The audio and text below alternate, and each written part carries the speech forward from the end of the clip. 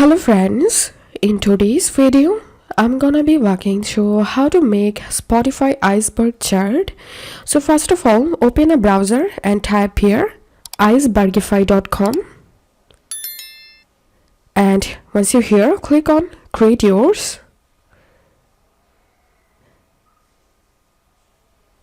Scroll down and you have to log in here with your Spotify account. So I'm gonna tapping on I agree, and as you can see my iceberg showing up here, and you can tap on this option to see all your iceberg.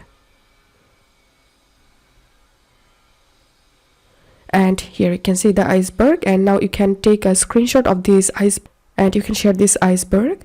If this video helped you, give a thumbs up and please consider subscribe to 5-minute solution. Thank you for watching.